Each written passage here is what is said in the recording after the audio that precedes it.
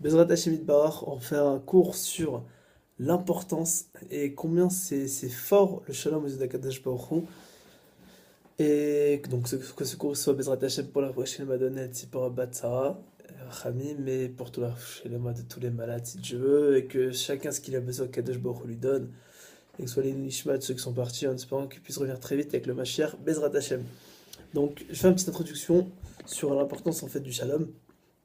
Et je vais préciser que le cours est divisé en trois parties.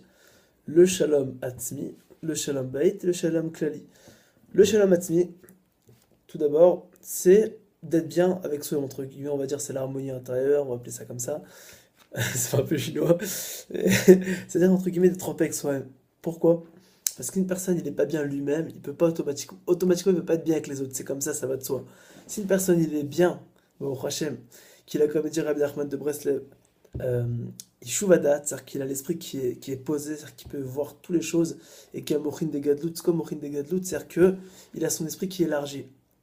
Alors Rav Tutu, il a une belle explication, il explique c'est quoi Mochin de Gadlut. Il y a deux notions. Mochin de Gadlut, Mochin de Ktanut. On va expliquer, c'est très simple, ces notions kabbalistiques sont très très simples au Hashem. C'est que, imaginez, quelqu'un, il voit à travers une serrure. Quelqu'un il va à travers une serrure et il voit une personne avec un scalpel dans les mains en train de découper une personne. Et il voit du sang qui sort et tout. Alors une personne, ce qu'il va faire, il va appeler la police, il va dire ah, il y a quelqu'un en train de faire un meurtre et tout. Et là, la police, elle va venir, elle va arriver, elle va lui dire, elle va ouvrir la porte, et elle va voir la personne en fait, qui c'est un chirurgien et qui est en train de sauver la vie de la personne. Elle va lui dire, mais t'es un malade ou quoi, la police? Elle va dire, mais t'es fou, il est en train de sauver la vie, tu crois qu'il y a un meurtre? Elle va lui dire, allô? Elle va le prendre à lui, elle va l'emmener à l'asile limite. Ça, c'est Morin Dektanout. Morin Dektanout, c'est quand je regarde à travers l'œil d'une serrure. Ça, je regarde les choses avec un petit esprit. Morin des Gadlout, c'est quand j'ai le Ishuvadat, c'est-à-dire quand j'ai l'esprit qui est posé, qui est serein, je peux bien comprendre les choses, je peux réfléchir et comprendre vraiment c'est quoi ce que Kadesh Baruch Hu veut que je comprenne. C'est quand je vois derrière la porte, je vois que la porte tout entière ouverte. Quand je vois à travers un petit trou, c'est Morin des Ktanout, c'est-à-dire j'ai l'esprit Morin, Moir. J'ai le cerveau entre guillemets qui est katan, ça joue avec un petit esprit comme un enfant. Et quand je vois Morin des Gadlout, c'est-à-dire que j'ai l'esprit qui est reposé, que j'ai Ishuvadat, et que je peux voir complètement les choses sur tous les aspects et comprendre Bémet qu'est-ce qu'Hachem veut de moi. Maintenant, il explique Rabbi Nachman de Breslev, Zorto Egan Alenu, comment avoir le Mochin des Gadlout et surtout comment avoir Yeshuvadat, c'est-à-dire comment être bien dans sa tête, être bien dans sa vie, avoir l'harmonie intérieure et pouvoir réussir sa vie tout d'abord tout seul, c'est-à-dire d'être bien et d'être en paix avec soi-même. Comment réussir? Il dit que c'est grâce à une seule chose, en tout cas, dans ce que j'ai vu, il dit Ikar Ishuvadat ou des Simcha. Itikeshem même il le chante, il dit Ikar Ishuvadat ou des Simcha. Ça veut dire quoi? L'essentiel du Ishuvadat, l'essentiel pour qu'une personne, il ait l'esprit qui soit serein et qui puisse bien se poser et comprendre des choses, c'est grâce à une seule mida, la Simcha. Si une personne il est mal, ou qu'il est anxieux, qu'il a des soucis, qu'il est triste, ou peu importe, comme il va penser, alors obligatoirement il va occuper une partie de son cerveau. Comme il occupe une partie de son cerveau, il y a une partie qui est libre, mais elle n'est pas entièrement libre. Elle est libre, on va dire, à 40, à 50 ou 60%.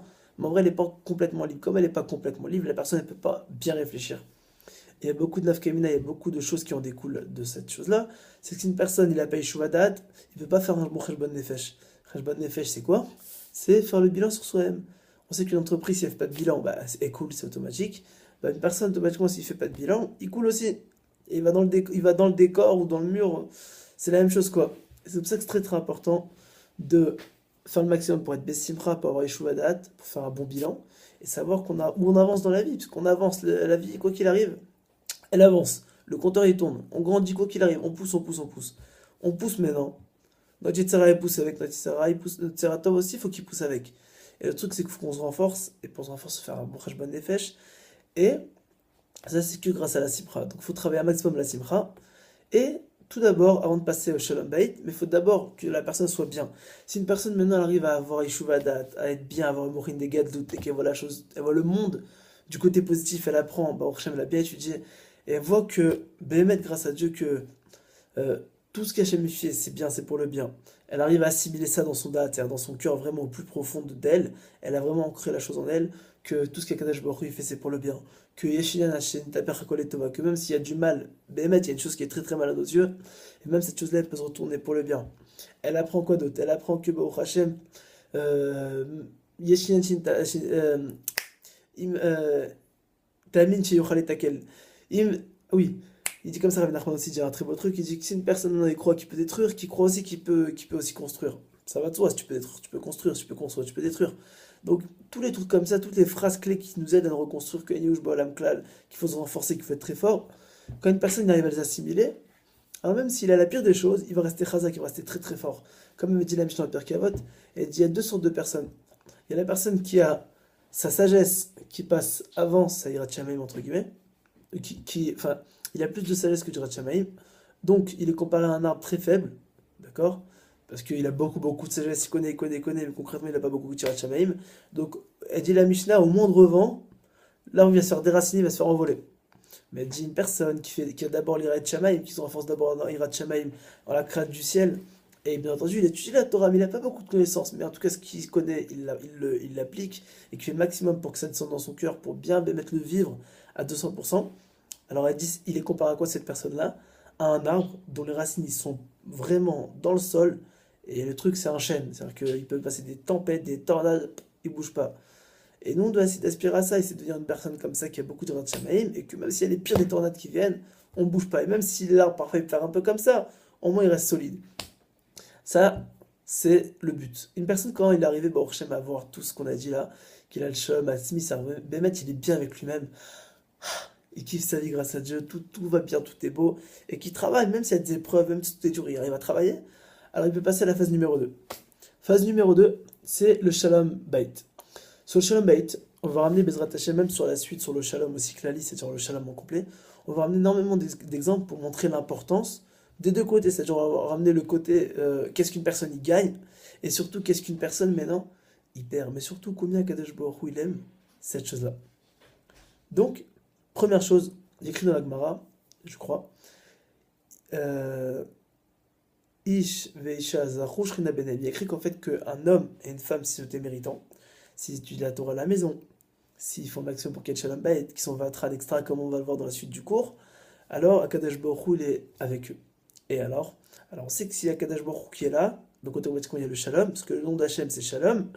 Et s'il y a le Shalom, alors il y a un Rav, il a dit que le Shalom, ça contient toutes les brachot. Et il a même dit encore plus fort que ça, il a dit que Akadosh Baruch Hu n'a pas réussi à voir, il n'a pas trouvé de meilleur Keli, on va dire, Akadosh Baruch Hu, qui contient la bracha, c'est le Shalom. C'est-à-dire qu'une personne qui veut réussir sa vie, il va avoir toutes les brachot, il va avoir la santé, les enfants, l'éducation des enfants, parce qu'avoir des enfants c'est bien, il faut les éduquer. Avoir la parnassa pour la nourrir, bah oui, si on n'a pas de parnassa c'est compliqué. Avoir la réussite dans tout, dans le travail, être bien à tout, la simra, la emunda, la tfila, il veut tout avoir. Une seule chose de Shalom, qui essaie d'être, comme on va voir dans la suite, un élève d'Hillel, un élève de Aaron Avinu, excusez-moi, c'est comme Hillel il le dit. Et il explique quoi Aaron Avinu? Hillel il explique au nom de Aaron Avinu qu'on doit être un élève d'Aaron Avinu. Aaron Avinu il dit dans Pirkei Avot, enfin, il dit dans le Pirkei Avot au nom d'Aaron Avinu, que Aaron il était Oev Shalom verodev Shalom, mais Oev et Abriatou mais Karvan Torah. Faut aimer la paix. Oev Shalom, faut faire le maximum pour aimer la paix. Comment on aime la paix? Ben, avec tout ce qu'on va dire tout à l'heure, on va pouvoir que aimer la paix. Rodev Shalom, il faut courir après la paix, il faut poursuivre la paix. Oev et Abriot, faut aimer les créatures et les ramener de la Torah. Quand on dit les créatures, c'est Baruch Shem, l'âme Israël. Mais Karvan de la Torah, et les rapprocher de la Torah. Mais quand une personne, automatiquement, il voit qu'on est une bonne personne, qu'on est en paix nous-mêmes, qu'on est heureux, qu'on a la joie de vivre, et qu'on approche les gens grâce à Dieu, la Torah, et que tout va bien dans notre vie, alors qu'une personne, automatiquement, elle a envie de nous ressembler. Mais si, entre guillemets, on montre qu'on n'est pas bien nous-mêmes, qu'on s'embrouille avec les gens, qu'il n'y a rien qui va et tout, on fait fuir les gens. Donc, déjà, une personne de base, s'il est Beshalom Atzmi, automatiquement, il attire les gens. C'est un aimant. Et ça fait que du Hachem. Donc, on a dit, premièrement, une personne, il travaille sur le Shalom Bait, lui et sa femme, qui étudie la Torah le soir. La Gemara a dit qu'un couple, s'il n'étudie pas la Torah le soir, alors Eshochla, où je crois, il dit, il y a un feu qui brûle la maison. Ou Eshocheloto, un truc comme ça, écrit, le feu, il brûle la maison. C'est très, très, très, très important pour un couple qui étudie la Torah, qui se renforce, chacun à leur niveau, même qu'ils étudient 5 minutes le soir. Après, ils veulent le droit de la télé, chacun à leur niveau, ils feront ce qu'ils veulent. Ok, ils sont, en tout cas pour le derrière, ça, ils sont dans la voie d'évoluer. Ils étudient 5 minutes, 10 minutes, 15 minutes, ils commencent à faire des efforts, à évoluer, à être cové, à étudier la Torah. Tous les soirs, ils apprennent par exemple de la Chod du Rav Etzraim. Ils travaillent sur la Shonara. Alors qu'ils sachent déjà qu'il n'y aura pas le feu qui les brûlera. Entre guillemets, quand on dit le feu, c'est le feu des disputes. J'espère que c'est pas le feu de l'incendie. J'espère que c'est pas ça qu'a pensé la Gemara Chas v'Shalom. Et mis à part ça, Baruch Hashem, ils auront la bracha parce que l'étude de la Torah, c'est la première chose pour avoir la réussite dans la vie. Donc, très très important. Mis à part ça, il y a un autre idouche qui est magnifique, l'histoire de la femme sota. Akadosh Baruch Hu dit comme ça. Dans la Torah, c'est écrit qu'on n'a pas le droit d'effacer le nom d'Hachem. C'est-à-dire qu'une personne, un sophère, il écrit une paracha entière, il a fait une erreur, il ne peut pas effacer le nom d'Hachem. Donc toute sa paracha, il a mal à c'est fichu. Bon, après, ça dépend les pratim, mais en général, c'est ça quoi. Hachem, il dit, si tu effaces mon nom, mais non, c'est un issour de la Torah. Tu as fait une avera. Et c'est très très grave. Déjà, le dire, Velochi Hachem Asav, c'est une avera, de le dire en vain, ça sourd. Mais on l'efface, c'est encore pire. Alors, déjà, s'il efface, c'est encore pire. A priori, l'effacer bémézide, ça veut dire avec intention vraiment, ça va l'effacer exprès, ça sera assourd a priori, encore pire. On connaît tout ce chidouche là du Kohen Gadol, qui explique Baruch Hashem que si une femme elle a été sota, c'est quoi la femme sota? Tout le monde connaît. Une femme, elle s'est isolée avec une personne, son mari lui a dit arrête de t'isoler avec cette personne-là. Maintenant, cette femme-là, maintenant, deux témoins ils sont venus, ils ont dit à cette femme, à son mari, fais attention, ils ont été voir la femme, excusez-moi, et ils lui ont dit écoute, on t'a déjà prévenu, t'as pas le droit de t'isoler avec cette personne-là, c'est pas ton mari, c'est sourd. Et ces deux témoins, ils sont partis voir le mari, ils l'ont averti, etc. Le mari, il a eu un Kina, il a senti un vent de jalousie, et où il a entendu que sa femme, maintenant, elle s'est renfermée avec cette personne-là. Mais ça se trouve qu'elle a fait d'Averot, qu'elle a trompé son mari. Mais il n'a pas la preuve. Maintenant, sa femme, elle lui ment. Alors, qu'est-ce qu'il fait? Il va au Beth Amikdash. Le Beth Amikdash, maintenant, au Beth Amikdash, il y a le Kohen Gadol. Il prenait le nom d'Hachem et il le trempait dans l'eau. Il le mettait dans l'eau, quoi, un parchemin avec le nom d'Hachem. Le parchemin, maintenant, avec l'eau, il s'est effacé. Et la femme, elle buvait ça. Si maintenant, elle avait pas trompé son mari, donc elle avait plein de bonnes choses. Si elle n'avait pas d'enfants, si elle était stérile, bah, elle aurait des enfants. Si elle avait des enfants, elle aurait des enfants encore mieux. La Gemara, elle explique plein de trucs, elle aura plein de bonnes choses, bah, au Hachem. Mais si elle trompait son mari, elle meurt. Maintenant, sur le processus, il y a un problème. Parce qu'on prend le nom d'Hachem, on l'efface. Le truc, c'est quoi? C'est qu'Akadash Baruch Hu, il dit, je passe après le Shalom Bait. Le Shalom Bait, c'est le plus important, parce que c'est la base. Si une personne veut réussir sa vie, il faut comprendre que le Shalom Bait, c'est la maison, c'est la base pour résider à Akadash Baruch Hu. Hachem, s'il ne réside pas dans la maison, il réside où? Il réside que dans nos maisons. La base déjà où Akadash Baruch Hu réside, c'est dans nos maisons. Et c'est ça tout le lien de faire résider à Akadash Baruch Hu. Maintenant, s'il y a la marloquette, alors il n'y a pas Hachem. Hachem dit, bon, il y a des bagarres dans cette maison-là, ça ne m'intéresse pas, il part. Et Rav Gober, il a dit un beau truc, il a dit, s'il n'y a pas Akadash Baruch Hu, il faut bien qu'il y ait quelqu'un. Alors il y a qui? Chazvé Shalom met son remplaçant. Ce qui est le remplaçant, c'est le Satan. Et le Satan, il fait le balagan. Donc il explique maintenant, Rashi, je crois que c'est Rashi qui explique ça, il dit, mais non, on efface le Shem Hachem, c'est le nom d'Hachem, qu'on nous dit qu'on n'a pas le droit d'effacer, que de toute façon c'est très grave. Pour le Shalom Bait, on l'efface. De là, on voit la grandeur de Shalom Bait. Akadash Baruch Hu dit, je passe après tout. L'essentiel qui est le Shalom. On peut même faire une avéra de la Torah, si on peut dire ça comme ça, pour qu'il y ait le Shalom Bait. Premièrement. Deuxièmement, il y a un très beau chidouche, c'est le Yalkut Yosef qui le ramène avec le Pidyon Aben. Une femme, c'est compliqué, il faut toujours demander à un Rav, quand on a un doute, il faut demander à un Rav, mais il explique comme ça en halakha psuka, c'est-à-dire que c'est une halakha qui lui était posée en question, et il a mis en tant qu'halakha, si par exemple ça revenait à se représenter ce cas-là. Imaginez une femme, elle n'était pas encore pratiquante, elle n'avait pas fait de choix, et elle a été avec quelqu'un, et elle a eu un enfant, et elle a fait une fausse couche, ou elle a avorté, ou elle a fait une fausse couche, on va dire, et ou elle a accouché, peu importe. En tout cas, ce qui se passe, c'est qu'elle a eu un enfant. Ou alors elle a fait une fausse couche. Alors, il y a une mitzvah quand on a un enfant de faire pidyon aben. Maintenant, imaginez cette femme-là, maintenant, elle a fait une fausse couche. Donc, entre guillemets, elle a eu un enfant, donc c'est pas le premier-né, d'accord? Et qu'ensuite, elle a fait, tu vois, elle se marie, au Hachem, et elle se dit, bon, si je veux voir mon mari, je vais lui dire que, entre guillemets, j'étais avec quelqu'un d'autre avant, que j'ai fait de la vérote, et que j'ai même fait une fausse couche. Ça va déjà faire des gros problèmes chez un baït, mais surtout il ne va plus me voir de la même façon. Ça va me faire encore d'autres problèmes, moi je vais être mal, et lui va être mal. Donc je vais rien gagner. Alors, d'un autre côté, il y a un problème, parce qu'au Pidyon Aben, c'est-à-dire le rachat de l'enfant, le premier-né, on fait des brachot. Et c'est-à-dire qu'on va faire une bracha levatala. C'est un gros problème. Alors il dit, un chidouche immense, il explique Rav Yitzhak Yosef, je crois que son Rav Vadja Zeruto Egan Alenu, il dit comme ça, qu'une personne qui a fait tchouva, et que maintenant elle a une fausse couche, eh ben, elle peut même ne rien dire, elle avertira le Rav, bien entendu, de l'histoire, mais elle n'est pas obligée de le dire à son mari, quitte à son mari fasse une bracha levatala, tout ça pour préserver le Shalom Bait. Regardez la grandeur de Shalom Bait, comment ça porte un Kadesh Baruch Hu dit, je passe après qu'on efface mon nom, je passe après qu'on fasse une bracha levatala, Pourtant, faire bracha le batal, c'est très très grave. Il y a écrit le Tsa chez Machav. Et ça sort du nom d'Hachem Revin, ça sort de la Torah. Euh, Troisième exemple encore. Il y a plusieurs exemples que je vais ramener pour montrer vraiment l'importance de Shalom Bayit.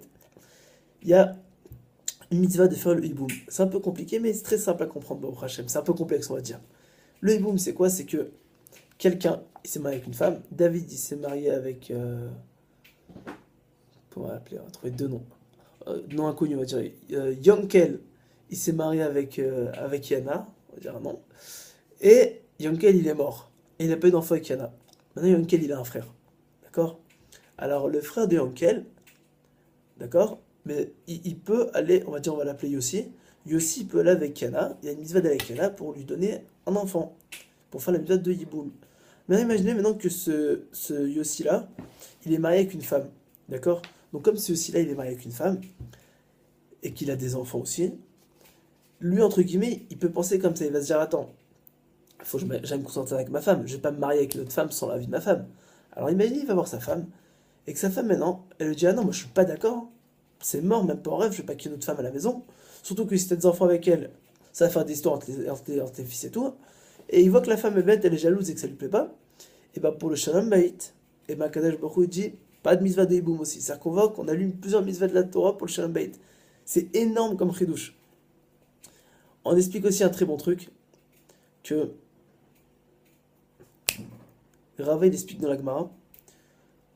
Quelle est la ségoula entre guillemets pour s'enrichir? Il explique comme ça que c'est comment s'enrichir entre guillemets, comment devenir beaucoup plus riche. Baruch Hashem, je parle geshmiut, c'est-à-dire matériellement parlant.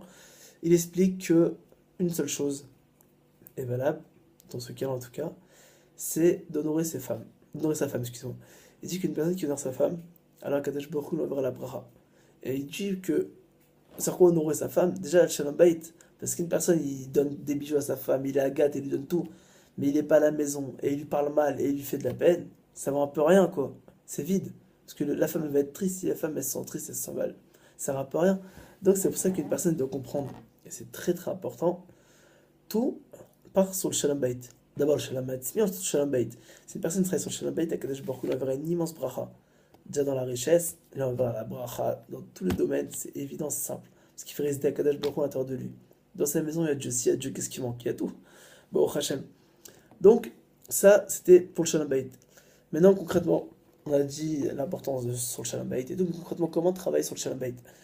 Alors, on va donner trois conseils. Très très simple, la vérité. Premièrement, se faire un rave. Se faire un rave.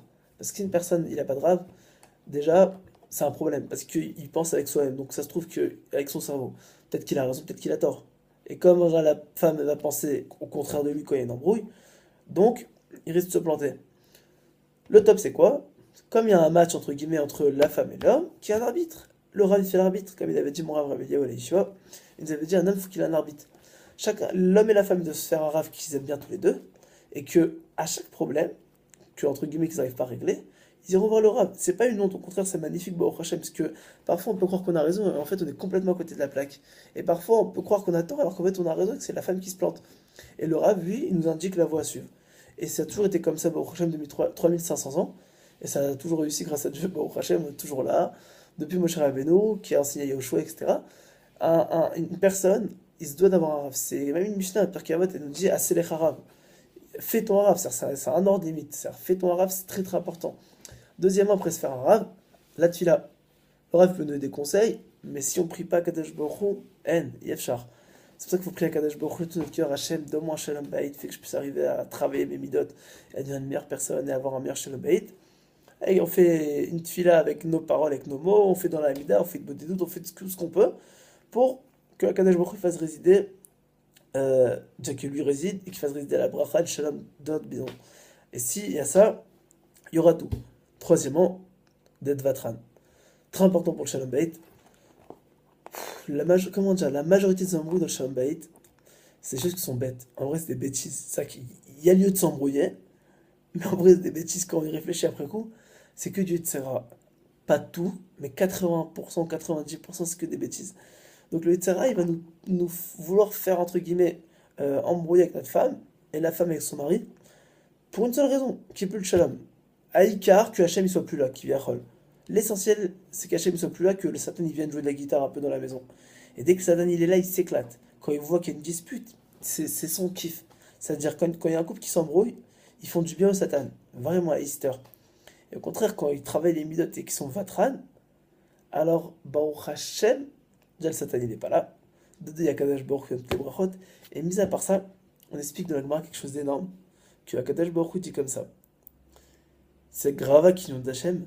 Kol amavir el midotav, ma'avir el minol pshav. Ça c'est très très dur. Mais c'est faisable. La Gemara elle parle pas pour des extraterrestres, elle parle à des humains. Ça faut le savoir. Kadosh Baruch Hu il a donné la Torah aux hommes. Et Kadosh Baruch Hu se comporte pas comme un tyran, comme dit la Gemara. Et Rabbi Nathan de Nemirov, il ramènera beaucoup cette phrase. Kadosh Baruch Hu se comporte avec Rachmanout avec ses créatures. Donc s'il a dit qu'une personne il peut être vatran, il peut être vatran. Bien entendu, comme toute chose, ça demande entre guillemets de l'exercice. C'est pas du jour au lendemain qu'on devient un vatran, c'est pas stam. Si on s'entraîne, on apprend à encaisser, comme un boxeur.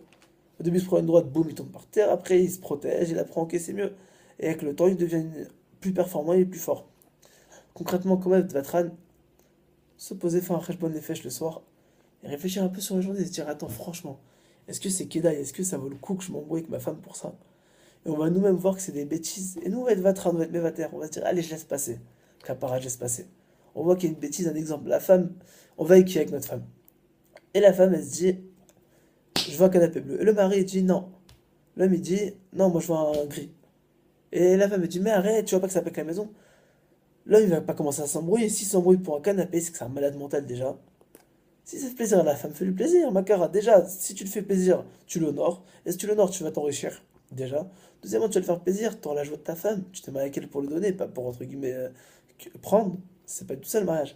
Donc c'est pour ça qu'une personne, dans les cas comme ça, en général, les cas qui sont faciles, on va où manger au restaurant ce soir, on va où tu veux, chérie.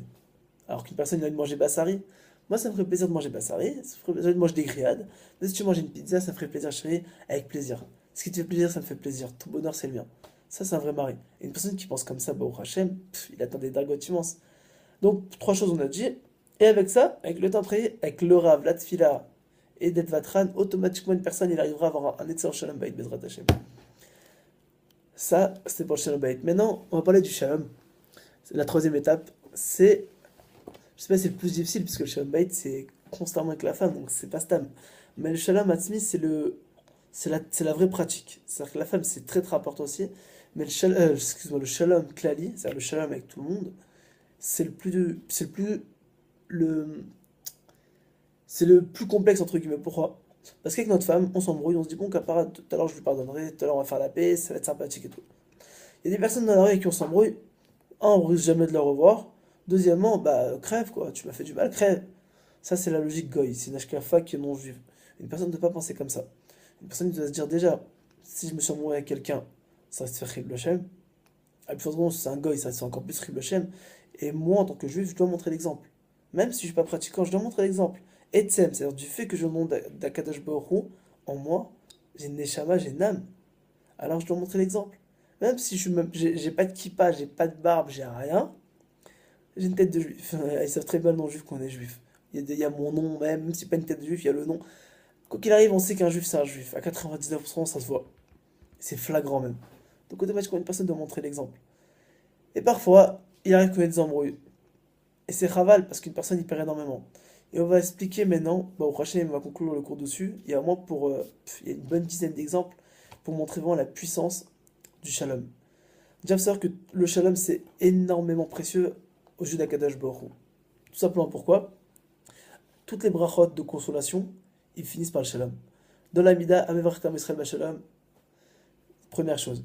La Birkat des Kohanim, elle finit par le shalom. Il y a énormément de brachot qui finissent par le shalom. Le Shkadish, Ose Shalom Romav.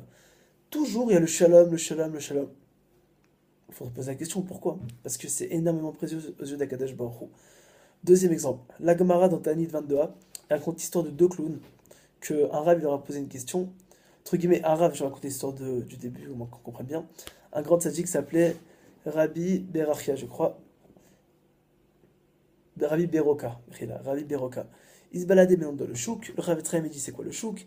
C'est la partie où il y avait le Rish Torah, où il y avait tout le monde concrètement parlant, des juifs, des non-juifs. Et un Rav, il a croisé un grand arabe, c'est un Amora Kadosh, c'est un géant. Il a croisé Léonavi. Donc il est parti voir Léonavi. Il lui a dit Shalom Alecha, Eliyahu Navi lui a dit Shalom Alecha Rabbi, bon, paix sur toi mon maître, bonjour, encore le Shalom. Et le Rav, comme Eliyahu Navi c'est le Rav de tout le monde, vu que c'est le Eliyahu Navi, il lui a dit Shalom Alecha Rabbi ou Mori, bonjour à toi, mon Rav, mon maître et mon Rav. Et le Rav il a une question, il a dit Rav, Eliyahu Navi j'ai une question. Sur toute cette foule-là, là, sur ces milliers de personnes-là qui a concrètement le monde futur? Qui a qui le monde futur? Et Eliyahu Navi regarde comme ça, et il dit Anartre, c'est deux là-bas. Maintenant, l'autre, il est choqué. Je vous la fais un peu pour bien comprendre. Le rêve, il est choqué. Il se dit quoi, sur toute cette foule-là, il n'y a que deux personnes. Alors, il va les voir, il va leur demander c'est quoi le srout. Et dès qu'il s'approche, il voit que c'est deux clowns. Alors, il comprend encore moins. Et il leur dit mais je comprends pas, vous avez le lamaba. Par quel mérite? Quel srout? Deux clowns ont le lamaba. Et tout le reste sur toute cette foule, ils l'ont pas. Je comprends pas. Il leur dit nous, on est des personnes, on est des clowns. Quand il y a des personnes qui sont tristes, on les met besimcha. Donc, on leur, entre guillemets, leur met le shalom atzmi. On leur donne la cipra pour qu'ils arrivent à avoir le shalom atzmi, on les aide. Deuxièmement, quand deux personnes ils se font la tête, on va, on leur fait des blagues, on leur dit ah, ça va là, ça va de mes terre, c'est des bêtises, il y a plus grave dans la vie, et on leur fait le shalom. En gros, c'est deux clowns entre guillemets, c'était des grands tzadikim, parce qu'ils mettaient la simra aux gens, et comme dit Rabbi Nachman Zechut Egen Alenu, Rabbi Nachman de Breslev, que son nom nous protège, il dit quand une personne il met la simra, et Rabbi Morash il ramène ça aussi. Il dit quand une personne il met la simra à une autre personne, c'est qui est loup, il fait trier tes métiers. Parce qu'une personne, il n'a pas de simra, Bémet, il est comme mort, il est comme ça. Il est triste, il a la marache-roi, il a le Satan à côté de lui. C'est la Easter, et le Satan, c'est l'ange de la mort aussi. Donc c'est vraiment, il est considéré comme un mort. Et quand une personne, tu le mets à simra, c'est comme si tu lui faisais trier tes métiers, tu le refaisais vivre. C'est énorme, Baruch Hashem. Et donc, qu'est-ce qu'il faisait, ce tzadikim-là? Il mettait la simra aux gens, donc il leur donnait de l'espoir pour revoir le shalom atzmi, ça veut dire revoir la paix intérieure et essayer d'avoir la paix pour être bien avec les autres. Et dès que deux s'embrouillaient, il leur faisait la paix. Donc, entre guillemets, il faisait en sorte que les gens soient avec la paix. Et Bisroudzi, ils ont le rôle là-bas. Alors, tout le reste, et c'est évident qu'il y ait d'autres tzadikim dans le chouk, qu'il y avait deux clowns-là, et c'est évident qu'il y ait des juifs, et il n'y a que deux qui l'ont eu. Bisroud quoi, Bisroud le shalom qui faisait aux gens. Mis à part ça, Baruch Hashem, il y a l'histoire de Shaoul et Achav. Deux rois, deux grands rois d'Israël, on peut dire ça comme ça, un grand tzadik, un qui est parti complètement dans le décor. Maintenant, Shaoul Ameler, c'est un vrai tzadik. Un vrai tzadik, Baruch Hashem. Anna avait tout la guerre. Et on raconte qu'ils ont fait des guerres tous les deux. Et à l'époque de Shaoul, qui était tzadik, il y a eu des morts. À l'époque de Achav, il n'y a pas eu de mort. Alors le Chafetz Chaim, il explique pourquoi. Il dit parce que à l'époque de Shaoul, il y avait des délateurs. Il y avait des gens, il y avait des balances. Concrètement, il y avait des balances. Dès qu'il y avait un truc, il y a des gens mais entre juifs, c'est-à-dire qu'ils se balançaient entre juifs, très grave. Et à l'époque de Achav, il y avait le prophète Ovadia. Ce prophète-là, en fait, il apprenait la prophétie aux autres prophètes. Il leur apprenait comment devenir des vrais navis et tout.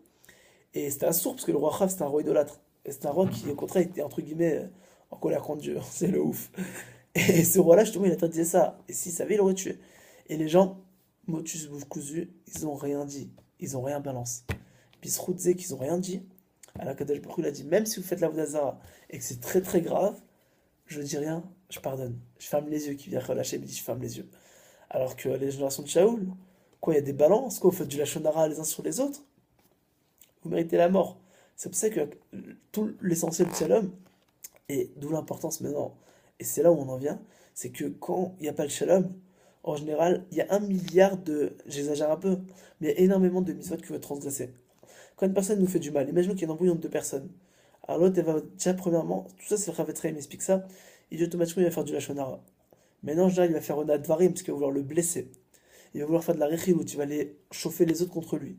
Il va faire transgresser aussi la vera de l'otir korah vadato, genre entre guillemets de chauffer les autres pour qu'il y ait une embrouille. À part ça, il va aussi faire du mot de siemra, parce qu'en général, les gens, aujourd'hui, dans cette génération-là, ils racontent pas la vérité, ils vont exagérer. À part ça, euh, il va transgresser l'otikom et l'otitor, et l'aftalar kamocha. L'otikom, ne pas garder rancune, ne pas avoir de haine, et l'aftalar kamocha, ne pas aimer son prochain comme soi-même. Et un que là, j'en ai cité au moins une dizaine. Pourquoi? Parce qu'il n'a pas été méchant avec une personne, parce qu'une personne lui a fait de la peine. Pour une bêtise, les gens ils peuvent détester une autre. C'est chaval. Donc tout le lien, justement, il est de travailler le maximum pour, entre guillemets, être béchalom. Très, très, très, très important, être béchalom soi-même. Et s'il y a une embrouille, il y a quelqu'un à la régler. Et Bisroudze, la génération d'Achav, qu'il ne disait rien, essayer de faire le shalom, que, entre guillemets, que le roi il pète pas un câble et qui tue les navim et qui tue des tzadikim, parce que les navim c'était des tzadikim. Alors Hachem leur envoyé la bracha, il n'y a pas eu de mort pendant les guerres. Alors que c'était des idolâtres. C'était très grave ce qu'ils faisaient. Et Akadosh Baruch Hu, il l'a pardonné quand même. Rabbi Berachia, sur la gravité de la colère, Baruch Hashem. Ah, il explique aussi Rabbi Berachia un très beau truc, Baruch Hashem, c'est pas Rabbi Boroga, c'est Rabbi Berachia. Il explique, c'est le Chafetz Chaim, il ramène ça au nom du Midrash, il dit regardez comment c'est grave la colère. Il y a trois sortes de peines. Il y a la peine bar mitzvah. Bar mitzvah, on est coupable par le tribunal terrestre. Les fautes qui sont par exemple ne pas voler, ne pas tuer. Mais ce qui est chayav karet, les fautes par exemple surnaturellement parlant, que entre guillemets on dit chayav mitabid shamaim, c'est-à-dire que c'est Akadosh Baruch Hu qui aura la peine de mort. Une personne il peut être condamnable qu'à partir de 20 ans. C'est une personne qui a mangé du pain à Pessah, où il a été faire des avec des filles, et que la fille elle était nida, donc il est chayav karet. Donc entre guillemets, cette personne-là, il est chayav karet. Karet, c'est-à-dire quoi? Son âme est le retranché du peuple d'Israël. C'est extrêmement grave. Rachid explique c'est quoi? Rachid, le Ramban explique, c'est soit il va mourir avant 50-60 ans, que Dieu nous en préserve, soit il n'aura pas d'enfants. Et s'il a des enfants, il va les enterrer. Ça, c'est karet, c'est extrêmement grave. Maintenant, une personne, il est chayav karet qu'à partir à partir de l'âge de 20 ans. C'est-à-dire avant 20 ans, s'il a cette là on ne condamne pas. Mais il nous dit, Achidouj Rabbi Beroka, écoutez comment c'est énorme. Il nous dit, une personne qui transgresse d'Averot dans ce monde-là, qui sont chayav du tribunal humain, il prend à partir de 13 ans. Une personne qui transgresse d'Averot, dont c'est chayav karet ou chayav mitabid shamaim, c'est-à-dire il est coupable d'une mort céleste, c'est qu'à partir de 20 ans, et ben il y a une mort encore plus grave que ces deux-là, c'est la marloquette. Quand il y a une marloquette, Akadosh Baruch Hu, il regarde pas, et la midatadine qui s'active, entre guillemets, il y a la mesure de rigueur qui s'active, et elle tape partout, elle tape tout le monde. C'est comme il y a une pierre qui tombe et elle tue toute la maison. Elle ne regarde pas qui a pas. Et l'exemple, c'est quoi Korah? Korah qui a fait une marloquette, écrit dans la Torah, Hachem il a tué les femmes, les enfants, les hommes, les nourrissons. Ils ont rien fait les nourrissons, oui, mais ils sont dans la marloquette, il y a pour regarde pas qui. Donc regardez comment c'est très très grave. C'est extrêmement grave. Quoi d'autre? Akadosh Baruch Hu, j'ai vu un très beau chidouch ici, Ramen Chafetz Chaim, il a pardonné le veau d'or. Ça, il y a eu des morts et tout. Mais il a pardonné le veau d'or, mais il n'a pas pardonné Korah. Korah, tous ceux qui ont été là, ils sont tous pris dans la tête. Il y a un très beau truc aussi, il ramène dans le jour 78, le Chafetz Chaim, Zechut Egan Alenu, le chidouch avec On Ben Pelet. C'est qui On Ben Pelet? C'était un des clans de Korah, quand il y a eu la rébellion, et il s'est dit, c'était un des premiers, genre, entre guillemets, à chauffer l'histoire et tout, et il a fait tchouva. Il a fait tchouva. Et il a tout lâché, il a arrêté la marloquette. Bisroudzi, il a été sauvé. Alors tout le reste sont morts. Pareil avec les fils de Korah. Les fils de Korah, il y a écrit où venez Korah le met tout. Les fils de Korah ne sont pas morts. Pourquoi? Parce que les fils de Korah, c'était des tzadikim. Maintenant, ils ont eu un dilemme. Ils se sont dit, attends, d'un côté, mon père c'est un grand tzadik, Korah, faut pas croire. Hein. Korah c'est un tzadik. Jusqu'à aujourd'hui, il est écrit dans le schéma des tzadikim. Et même David Ameler, il dit tzadik à Tamari frère. Le tzadik, il poussera comme un palmier. Sauf et tes votes, c'est-à-dire si on prend la fin de chaque lettre, la fin de chaque mot, la fin de lettre, la dernière lettre de chaque mot, ça fait Korah. Pour dire que Korah, c'est un grand tzadik. Et ces deux fils-là, entre guillemets, c'était comme ça, ils se sont dit, attends, d'un côté, si on rentre dans la marloquette, alors on va se mettre contre Moshe Rabbeinu, qui est le Gdolador. Et si on rentre pas dans la marloquette, on va transgresser, entre guillemets, Kivud Avahem, bien que ne transgressez pas, parce qu'on ne doit pas écouter nos parents quand ils nous disent de Fred Avera. Mais on va faire de la peine à notre père, et c'est un tzadik, notre père. Mais ils ne savaient pas quoi faire. Et ils ont choisi la voie de la vie, Baruch Hashem, Mamash ou Barartem Bachaim, ils ont choisi la voie de la vie. Moshe Rabbeinu, il s'est approché d'eux. Maintenant, il y a une mitzvah de se lever quand il y a le Gdolador. Déjà, quand il y a un rave, on doit se lever dans les quatre coudées. Si c'est notre rave, déjà, quand on le voit, même si on le voit 100 mètres, on doit se lever. C'est Nalacha, hein, c'est les massés. Et euh, quand il y a le Gdolador, c'est que c'est le rave de tout le monde. Donc, même si c'est pas notre rave, on se lève quand même. Maintenant, il s'approche, Moshe Rabbeinu d'eux. Maintenant, ils auraient pu se dire quoi? Bah, il en a envoyé comme mon père, bah, on le respecte pas, on se lève pas. Ils se sont dit si on s'est levé. Et Rachid dit ils se sont levés. Bisrout qui se sont levés, c'était leur srout et ils sont pas morts, Baruch Hashem. C'est un srout énorme, ils sont sauvés la vie, alors que normalement ils seraient morts. C'est un truc de malade.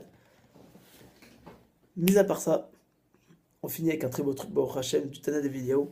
Il explique quelque chose de magnifique dessus, Bezrat Hashem, on va finir ça. Tana de Viliaou dit comme ça. Il dit, c'est le Chafetz Chaim, il le ramène dans l'Akdama des Shmirat HaLashon.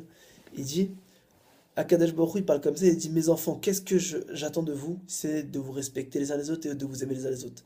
Hachem, il attend une seule chose de nous, c'est quoi? Qu'on s'aime et qu'on se respecte. Tout le but de la Torah, c'est quoi? C'est qu'il y ait plus d'amour, qu'il y ait plus de shalom. Tout le but, en fait, c'est quoi? C'est de faire connaître Akadosh Baruch Hu, de faire descendre Akadosh Baruch Hu. Quand il y a shalom, il y a Akadosh Baruch Hu. Shalom, c'est le nom d'Hachem. S'il n'y a pas Shalom, c'est pas l'ombre d'Hachem, il y a le Satan, et il n'y a pas Hachem, et il y a toutes les mauvaises choses. S'il y a le Shalom, il y a toutes les brachot, il y a tout. Si une personne veut réussir sa vie, qui travaille sur la mida du Shalom, c'est très très dur, mais c'est très très important, et Mamash s'en vaut le coup. Et parfois, une personne maintenant, Akadosh Baruch Hu, il va le tester pour X raisons. Peut-être parce qu'il a vu ce cours, et Akadosh Baruch Hu, il teste sur ce qu'on apprend, pour voir si Bémet, on essaie d'appliquer ou pas.